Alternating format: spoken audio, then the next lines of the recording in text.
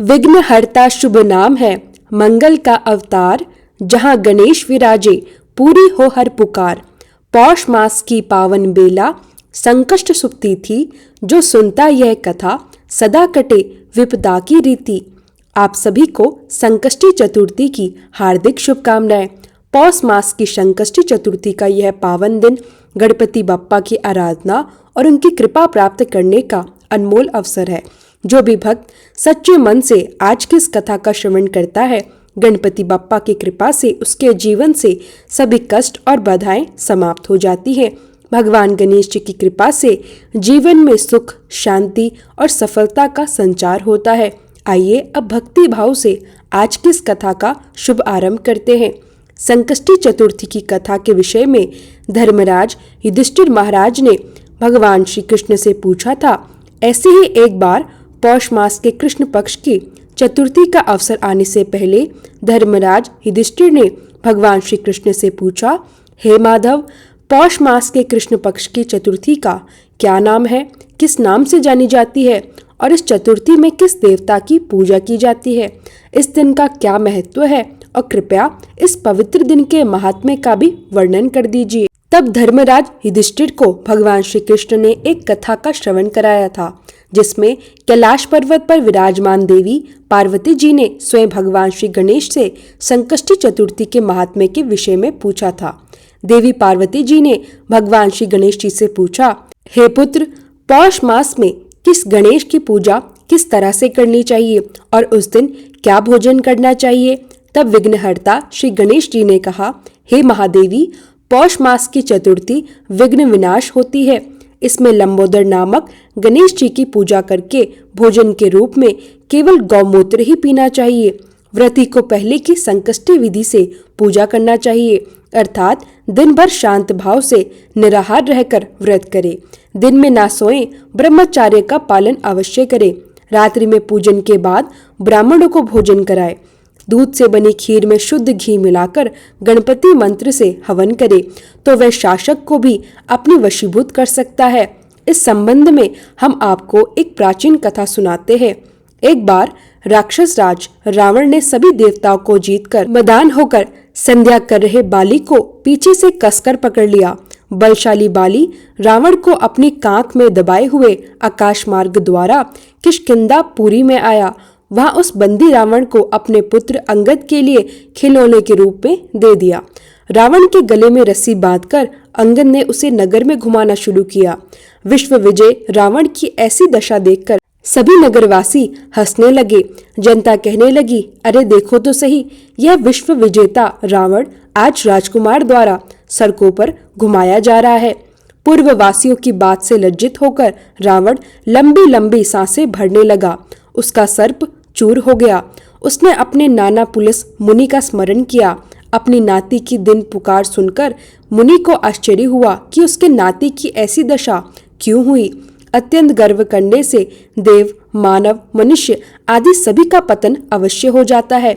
रावण के समीप आकर मुनि ने पूछा, बताओ तुमने मुझे याद क्यों किया? तब रावण ने कहा, हे नाना जी, देवताओं को जीतने के कारण गर्व करने से मेरी यह दुर्गति हुई है। मैंने संध्या करते हुए एक वानर राज को देखा। महासागर के तट पर मैंने उसे पीछे से पकड़ने का प्रयास किया, परंतु मैं ही उसके द्वारा पकड़ लिया गया और उसने मुझे यहाँ लाकर गले में रस्सी बांधकर अपने पुत्र को खेलने के लिए दे दिया। इस दुर्गति को देखकर सभी नगरवासी मेरी हंसी उड़ा रहे हैं। हे देव, इसी चिंता में मैं व्याकुल रहता हूँ। बंधन में बंधे रहने के कारण मैं अशक्त हो गया हूँ। हे नाथ, अब मैं क्या करूं? मेरे जैसा आपके वंश में दूसरा कोई कुल कलंकी नहीं है। अब तो केवल आप ही मेरी रक्षा कर सकते हैं। पुलस जी ने कहा, हे रावण, डरने की कोई बात नहीं है। मैं तुम्हें बंधन मुक्त कर दूंगा। यह बाली देवराज इंद्र के वीर्य से उत्पन्न है और पराक्रम से तुमसे बढ़कर है। इसकी मृत्यु महाराज दशरथ के पुत्र श्री राम के हाथों होगी। हे राक्षस राज, अगर तुम बाली के बंधन से छूटना चाहते हो तो मेरी बात मानकर संकट नाशक गणेश जी का व्रत करो। प्राचीन काल में वृतासुर की हत्या के प्रायश्चित स्वरूप इंद्र ने इस व्रत को किया था, इसलिए तुम भी इस संकट नाशक व्रत को करो और बहुत शीघ्र इस व्रत के पुण्य प्रभाव से तुम्हारा कलेश दूर हो जाएगा। इस प्रकार आदेश देकर ब्रह्मा ऋषि वन में चले गए। इधर रावण ने पुलिस मुनि के बताए विधान अनुसार व्रत का अनुष्ठान किया। गणेश जी कहते हैं, हे देवी, इस व्रत के प्रभाव से रावण तत्काल ही बंधन मुक्त हो गया और सुखपूर्वक अपना राज्य करने लगा। भगवान श्री कृष्ण धर्मराज युधिष्ठिर से कहते हैं, हे युधिष्ठिर महाराज, अब आप इस व्रत को कीजिए। इस व्रत के प्रभाव से युद्ध में समस्त शत्रुओं का संहार करके आप अपने उत्तम राज्य को प्राप्त करोगे। श्री कृष्ण की बात सुनकर युधिष्ठिर महाराज ने विधि पूर्वक पौष कृष्ण चतुर्थी का व्रत किया और इस व्रत के प्रभाव से उन्होंने अपने राज्य को पुनः प्राप्त कर लिया। एक बार एक नगर में एक मालिन रहती थी। उसके पति का स्वर्गवास हो चुका था और उसका एक 4 साल का पुत्र था। उसकी सास बड़े कठोर हृदय की स्त्री थी। वह अपनी बहू को बहुत परेशान करती थी। एक दिन सास ने अपनी बहू और पोते को घर से निकाल दिया। वह दोनों रोते हुए चलते चलते एक जंगल में जा पहुंचे। वहां एक बड़े पेड़ के नीचे बैठ गए।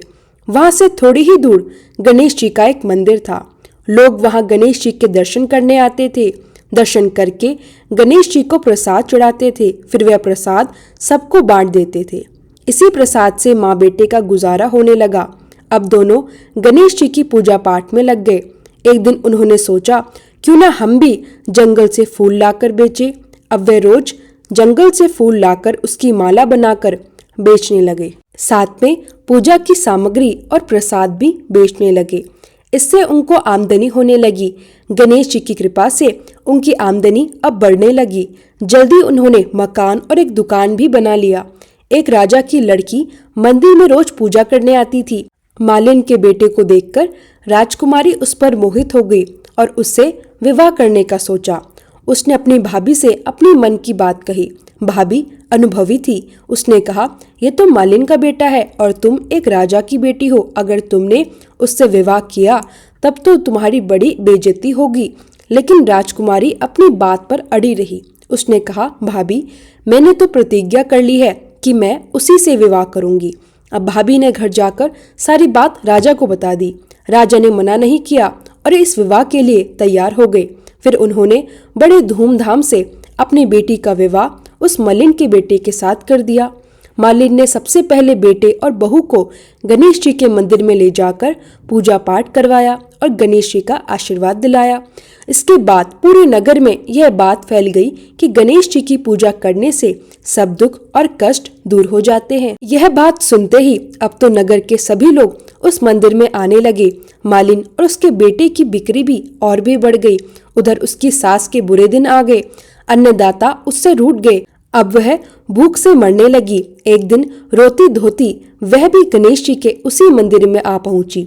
पहुंचकर वह मालिन के बेटे से कहने लगी, मैं भूखी हूँ, मुझे रोटी और कपड़ा दे दो, इसके बदले मैं तुम्हारा सारा काम कर दूंगी। लड़के को दया आ गई और उसने उसे काम पर रख लिया। उसने अपनी दादी को नहीं पहचाना। जब मालिन घर पर आई तो उसने अपनी सास को पहचान लिया। तब वह सास से बोली, सासू जी, आप यहाँ कैसे? सास ने पोते की तरफ इशारा करके कहा, मेरे इस सेठ के यहाँ नौकरी लग गई है। बहू कहने लगी, माँ जी, यह तो आपका पोता है और यह घर भी आपका ही है, यह दुकान भी आपकी ही है। जब आपने हमें घर से निकाला तब गणेश जी ने हमारी रक्षा की, हमारी सहायता की। बहू की बात सुनकर सास को बड़ा पश्चाताप हुआ। फिर बोली, मेरी करनी तो मैंने भोग ली। बहू बोली, सासू जी, अब आप हमारे यहाँ रहो और अपने पोते का सुख देखो। हे गणेश जी महाराज, जैसा सुख आपने मालिन को दिया वैसा ही सबको देना। प्रेम से बोलिए, विघ्नहर्ता भगवान गणेश जी की जय। विघ्नहर्ता मंगल का अवतार, जहाँ गणेश विराजे वहाँ पूरी होती हर पुकार। पौष मास की संकष्टी चतुर्थी का यह पावन दिन भक्तों के लिए ईश्वर की कृपा प्राप्त करने का सबसे अनमोल अवसर है। जो भी भक्त सच्चे मन से इस कथा का श्रवण करता है, गणपति बाप्पा की कृपा से उसके जीवन के सभी कष्ट, बाधाएं और विपदाएं दूर हो जाती है। भगवान गणेश जी की कृपा से जीवन में सुख, शांति और सफलता का संचार होता है। संकष्टी चतुर्थी व्रत करने से समस्त कठिनाइयां और परेशानियां स्वतः ही समाप्त हो जाती है। धर्मराज युधिष्ठिर और भगवान श्री कृष्ण की कथा हमें यही सिखाती है कि सच्चे मन और श्रद्धा से गणेश जी की पूजा करने से सभी संकट और बाधाएं नष्ट हो जाते हैं। रावण की कथा हमें यह सिखाती है कि भले ही आप कितने भी शक्तिशाली क्यों ना हो, यदि संकट नाशक व्रत और गणेश जी की भक्ति नहीं की तो सभी कठिनाइयां और दुख आपके जीवन में आते रहेंगे। लेकिन जो भक्त पूर्ण श्रद्धा से व्रत करता है उस पर भगवान गणेश की कृपा हमेशा बनी रहती है। मालिन और उसके बेटे की कथा हमें यह सिखाती है कि ईश्वर की कृपा से गरीब और निर्धन भी संपन्न हो जाता है। सच्ची भक्ति और सेवा से जीवन में खुशहाली और सुख आता है। जो भक्त ईश्वर की पूजा करता है और धर्म का पालन करता है उसका जीवन सुख, शांति और समृद्धि से भर जाता है। सास के बुरे दिन समाप्त हो गए और बहू पोते का जीवन खुशहाल हो गया। यह कहानी हमें यह याद दिलाती है कि सच्ची भक्ति और गणेश जी की कृपा से हर दुख और विपत्ति का अंत होता है। हे गणेश जी महाराज, जैसा सुख आपने मालिन को दिया वैसा ही सबको देना। प्रेम और श्रद्धा के साथ बोलिए, विघ्नहर्ता भगवान गणेश जी की जय हो।